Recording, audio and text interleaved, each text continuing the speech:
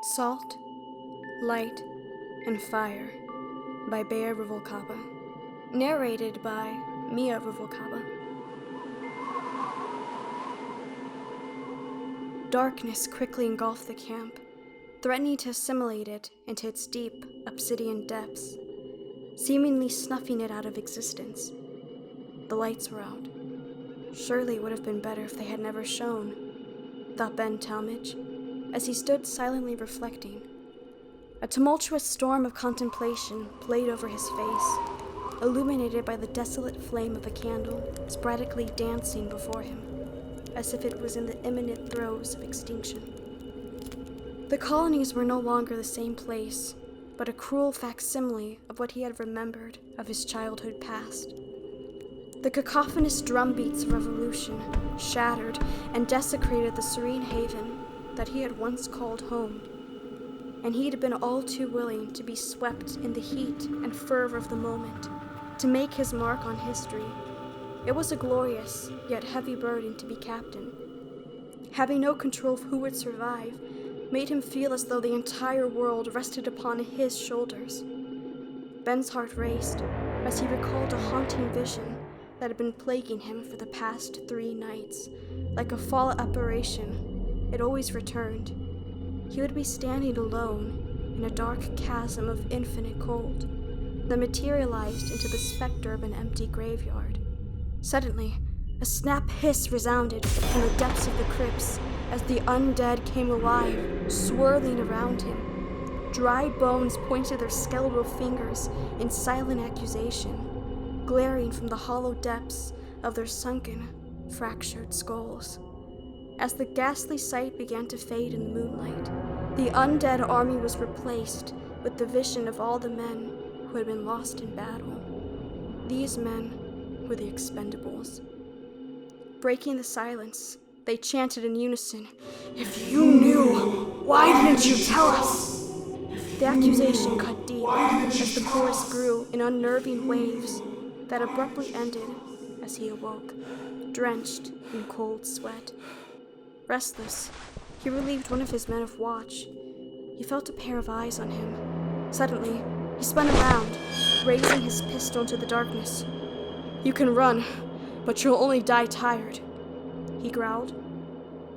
"Oh, that won't be necessary, my lad. You see, I'm already dead. No need to trouble yourself."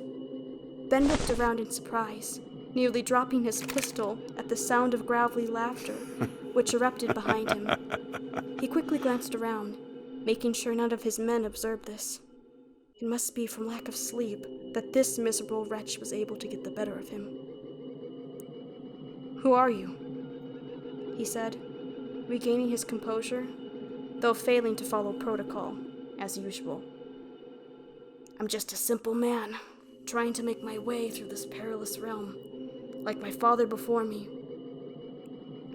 Most would have found this comment strange, but Tallmadge immediately understood. "You're a cleric, and you're the son of one. Now tell me, what is the son of the esteemed Reverend Tallmadge doing out here?" The fire consumed itself into glowing cinders, as Ben now found himself in a heated yet stimulating conversation with the old man, a former tutor of his father's. "If it is as you boys say, revolution is inevitable, and rebellion is tantamount to victory, we're doomed. That would be far better if the army disbanded.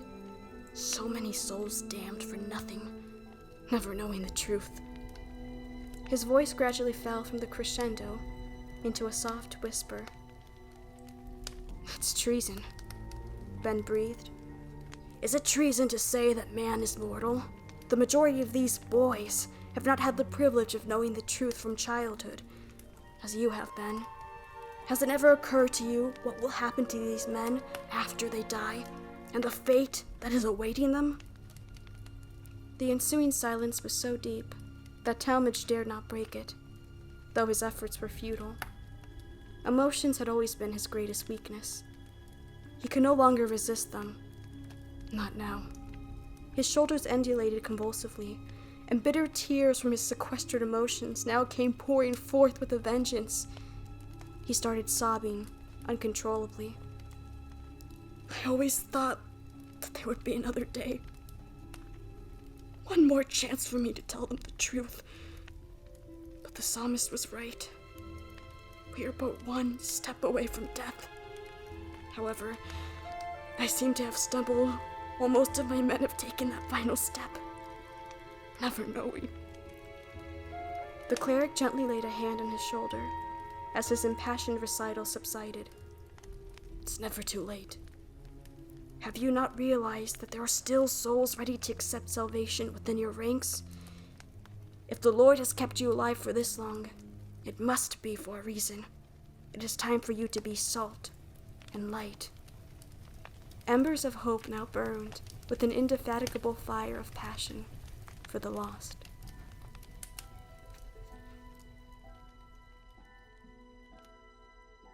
This is Mia Ruvalcaba. We hope you have enjoyed this unabridged production of Salt, Light, and Fire by Bea Ruvalcaba.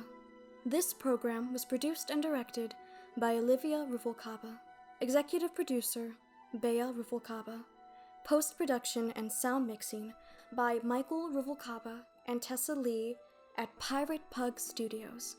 Salt, Light, and Fire is a production of the Master's Work Theater. Registered or trademarked where indicated. Copyright 2021. All rights reserved. This has been a Sealed by His Blood, the Master's Work Theater presentation. All rights reserved.